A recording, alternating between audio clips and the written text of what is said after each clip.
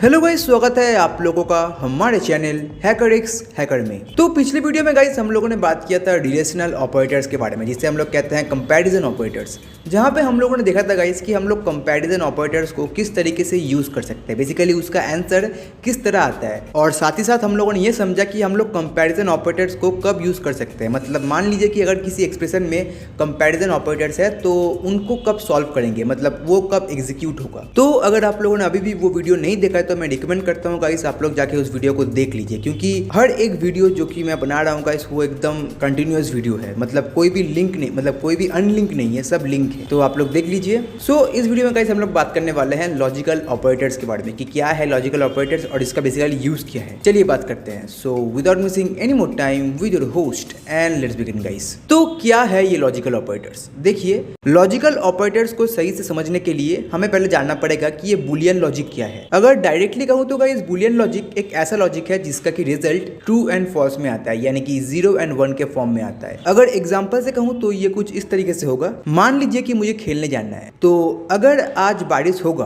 और अगर मेरा होमवर्क नहीं हुआ होगा तो क्या मैं खेलने जा सकता हूँ? नहीं जा सकता हूँ। इसका ही उल्टा, मान लीजिए कि आज बारिश होने वाला है और मेरा होमवर्क भी हो चुका है, तो क्या मैं खेलने जा सकता हूँ? नहीं जा सकता हूँ, क्योंकि बारिश होने वाला है और लॉजिकली बारिश में हम लोग खेलने नहीं जा सकते। फिर ये भी हो सकता है कि मान लीजिए आज बारिश नहीं होने वाला है लेकिन मेरा होमवर्क भी नहीं हुआ है, तो क्या मैं खेलने जा सकता हूँ? नहीं जा सकता हूँ, क्योंकि मेरा होमवर्क नहीं हुआ है। तो बारिश हो या ना हो कोई परवाह नहीं, लेकिन मेरा होमवर्क नहीं हुआ, इसी वजह से मैं आज खेलने नहीं जा सकता। अब इसका ही उल्टा क्या हो सकता है कि मान लीजिए आज बारिश नहीं होने वाला है और साथ ही साथ मेरा होमवर्क भी कंप्लीट है, तो क्या मैं खेलने जा सकता हूँ? हाँ। तो आप लोगों ने गौर किया होगा कि जब भी कोई एक सेंटेंस फॉल्स है, यानी कि कोई गलत है या फिर 0 है, तो इसका रिजल्ट आ रहा है 0। यानी कि अगर मेरा दोनों सेंटेंस ही करेक्ट होगा, यानी कि सही होगा, तभी मेरा आंसर आएगा 1। यानी कि अगर दोनों सेम तो ट्रू, और अगर कोई एक भी फॉल्स है तो उसका रिजल्ट फॉल्स।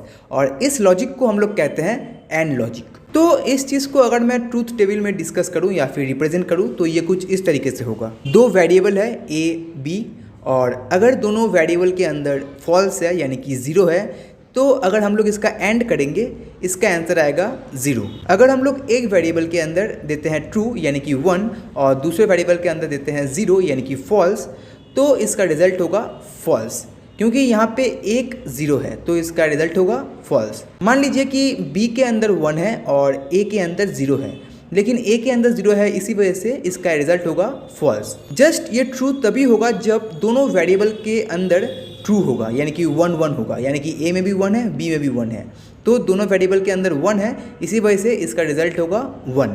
तो ये था आपका एंड ऑपरेशन। चलिए बात करते हैं और ऑपरेशन के बारे में। तो इन द केस ऑफ और ऑपरेशन, अगर एक भी वैल्यू ट्रू है तो इसका रिजल्ट होगा ट्रू। मतलब अगर दोनों वेरिएबल के अंदर ट्रू है तो इसका रिजल्ट होगा ट्रू। अगर एक भी वेरिएबल के अंदर ट्रू है तो उसका आंसर होगा ट्रू, और अगर दोनों में फॉल्स है यानी कि दोनों में 0 है तो इसका आंसर होगा 0। और एक ऑपरेशन है या फिर एक लॉजिक है जिसे हम लोग कहते हैं नॉट लॉजिक। इसमें क्या होता है, जो भी हम लोग का ट्रू है वो ये नॉट ऑपरेशन या फिर ये नॉट ऑपरेटर इसे कन्वर्ट कर देता है फॉल्स में। मतलब मान लीजिए कि एक वेरिएबल में ट्रू है, तो अगर हम लोग उसका नॉट निकाले तो वो होता है फॉल्स, और अगर फॉल्स का निकाले नॉट तो उसका होता है ट्रू। मतलब इन्वर्ट कर देता है, यानी कि कन्वर्ट कर देता है फॉल्स से ट्रू, ट्रू से फॉल्स। और यही 3 ऑपरेटर्स को हम लोग कहते हैं लॉजिकल ऑपरेटर्स। और ये लॉजिकल ऑपरेटर्स जितना भी सब रिजल्ट देगा वो सब 0 एंड 1 के फॉर्म में देगा। जिस तरीके से कंपैरिजन ऑपरेटर 0 एंड 1 के फॉर्म में रिजल्ट्स को देता है, उसी तरह लॉजिकल ऑपरेटर्स अपने सारे रिजल्ट्स को 0 एंड 1 के फॉर्म में रिप्रेजेंट करता है। एग्जाम्पल देख के समझते हैं। देखिए, तो जैसे कि आप लोग सब देख सकते हैं, मैंने यहाँ पे 3 वेरिएबल लिया, इंट ए बी सी। ए के अंदर मैंने स्टोर किया 5 को, बी के अंदर मैंने स्टोर किया 6 को, और सी के अंदर मैंने स्टोर किया 0 को। और नेक्स्ट लाइन में मैं ये एक्सप्रेशन लिख रहा हूँ कि क्या ए बड़ा है बी से, यानी कि A greater than B, and B smaller than C, क्या बी छोटा है सी से। देखिए, ए के अंदर है 5, बी के अंदर है 6, तो क्या 5 बड़ा है 6 से? नहीं, तो इसका रिजल्ट होगा 0। एंड बी क्या छोटा है सी से, यानी कि 6 क्या छोटा है 0 से? नहीं, इसका आंसर भी होगा 0। तो अगर हम लोग एंड करेंगे दोनों ज़ीरो के बीच यानी कि 0 एंड 0 तो इसका रिजल्ट होगा 0। क्योंकि कुछ देर पहले हम लोगों ने यही देखा था कि अगर हम लोग एंड ऑपरेशन के समय अगर एक भी वैल्यू होता है 0 तो उसका रिजल्ट होता है 0। बट यही चीज़ अगर मैं ऐसा कहता हूँ कि मान लीजिए a क्या छोटा है b से यानी कि 5 क्या छोटा है 6 से, हाँ छोटा है, तो इसका रिजल्ट होगा 1। एंड b क्या बड़ा है c से यानी कि b मतलब 6 क्या बड़ा है 0 से, हाँ बड़ा है, तो इसका रिजल्ट होगा 1। तो अगर हम लोग एंड ऑपरेशन को यूज़ करते हैं 1 और 1 के बीच तो इसका रिजल्ट होगा 1 यानी कि ट्रू। अब यही चीज़ हम लोग और ऑपरेशन के साथ कर सकते हैं, जैसे कि मैं कह रहा हूँ कि क्या a बड़ा है b से यानी कि क्या 5 बड़ा है 6 से, नहीं 5 छोटा है 6 से, तो इसका रिजल्ट होगा 0। और क्या b बड़ा है c से यानी कि क्या 6 बड़ा है 0 से, हाँ बड़ा है। तो देखिए यहाँ पे और ऑपरेशन हो रहा है 0 एंड 1 के बीच। तो मैंने कहा था आप लोगों से कि अगर कोई एक वेरिएबल भी ट्रू है यानी कि 1 है तो उसका रिजल्ट होता है 1 in the case of odd operation. तो ये ऑड ऑपरेशन है, तो 0 और 1 के बीच में जो रिजल्ट होगा वो होगा 1।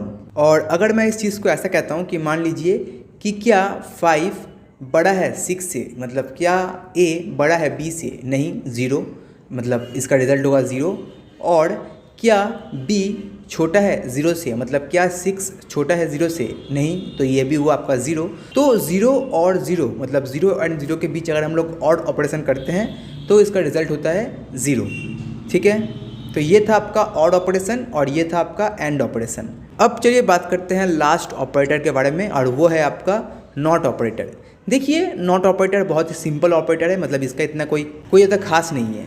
बेसिकली करता क्या है, अगर किसी एक्सप्रेशन या फिर किसी कंडीशन का रिजल्ट आता है 0 या मतलब फॉल्स, तो नॉट ऑपरेटर उसे कर देता है ट्रू और ट्रू को कर देता है फॉल्स। मतलब मान लीजिए मैं ऐसा कहता हूँ कि क्या a बड़ा है b से, मतलब क्या 5 बड़ा है 6 से, नहीं 5 बड़ा नहीं है 6 से, इसीलिए इसका आंसर होगा 0। बट अगर मैं इसके पहले लगा देता हूँ नॉट तो इसका जो रिजल्ट होगा वो होगा 1, मतलब 0 का नॉट 1। और यही चीज़ को अगर मैं ऐसा करता हूँ, मान लीजिए कि क्या b बड़ा है 0 से, मतलब क्या 6 बड़ा है 0 से, हाँ बड़ा है, और इसके पहले अगर मैं यूज़ करता हूँ नॉट ऑपरेटर को तो ये 1 को कर देगा 0। मतलब देखिए 6 बड़ा है 0 से तो इसका रिजल्ट होगा 1, बट अगर 1 का करते हैं नॉट, इसका रिजल्ट होगा 0।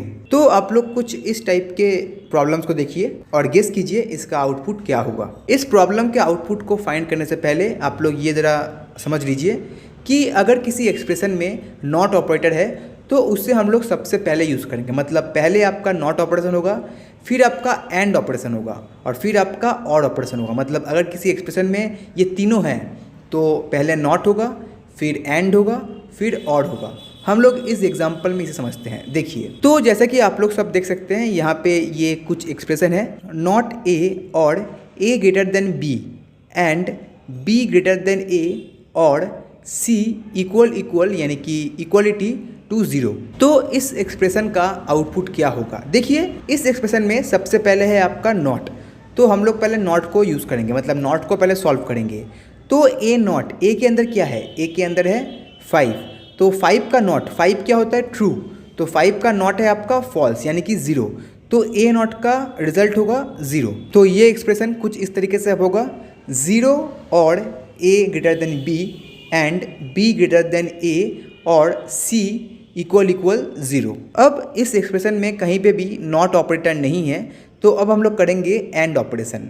तो जहाँ जहाँ एंड है पहले हम लोग उसे सॉल्व करेंगे, यानी कि a greater than b and b greater than a। तो a ग्रेटर देन b का रिजल्ट होगा यानी कि 5 क्या बड़ा है 6 से, नहीं 5 स्मॉल है, तो इसका रिजल्ट होगा 0। एंड क्या b बड़ा है a से, मतलब क्या 6 बड़ा है 5 से, हाँ बड़ा है, तो 0 एंड 1, तो इसका जो रिजल्ट होगा वो होगा 0, क्योंकि एंड ऑपरेशन में एक भी अगर फॉल्स है तो उसका रिजल्ट होता है फॉल्स। तो 0 एंड 1 का रिजल्ट होगा 0। तो ये एक्सप्रेशन अब कुछ ऐसा होगा, 0 और 0 और c इक्वल इक्वल 0। अब यहाँ पे सॉल्व होगा आपका इक्वलिटी ऑपरेटर, यानी कि क्या c इक्वल है 0 से, हाँ इक्वल है, तो इसका रिजल्ट होगा 1।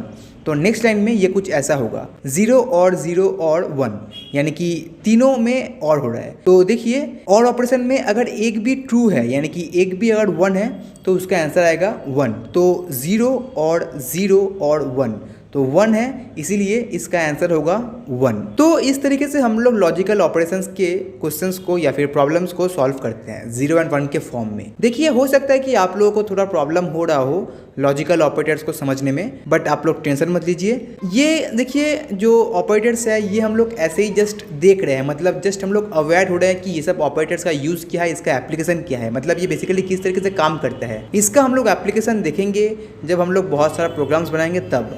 आप लोग इसका एप्लीकेशन अभी नहीं देख सकते, इसीलिए आप लोग को थोड़ा कंफ्यूज लग रहा होगा, बट जब हम लोग बहुत ज़्यादा प्रोग्राम्स बनाएंगे तब आपको ये बहुत ही इजी लगने लगेगा, मतलब ये बहुत ही इजी हो जाएगा तब उस समय। तो इसीलिए टेंशन मत लीजिए, जस्ट अभी देखते रहिए हर एक वीडियो को, समझिए कि ऑपरेटर्स का बेसिकली यूज़ क्या है और कौन कौन से ऑपरेटर्स होते हैं, इनको कैसे हम लोग यूज़ कर सकते हैं, सिर्फ इतना समझ लीजिए। इनके एप्लीकेशंस को हम लोग देखेंगे जब हम लोग बहुत सारे बनाएंगे प्रोग्राम्स, बट अभी के लिए इतना ओके। तो इस वीडियो में हम लोगों ने देखा लॉजिकल ऑपरेटर्स को, पिछले वीडियो में हम लोगों ने देखा था कंपैरिजन ऑपरेटर्स को, और उससे पिछले वीडियो में हम लोगों ने देखा था इंक्रीमेंट डिक्रीमेंट ऑपरेटर्स को। नेक्स्ट वीडियो में हम लोग बात करने वाले हैं असाइनमेंट ऑपरेटर के बारे में, जो कि बहुत ही ईजीएस्ट ऑपरेटर है और वो बहुत ही मतलब जल्दी खत्म हो जाएगा, मतलब ये बहुत ही स्मॉल वीडियो होगा, इतना मैं कह सकता हूँ। तो बात करते हैं नेक्स्ट वीडियो में, बट अभी के लिए बाय।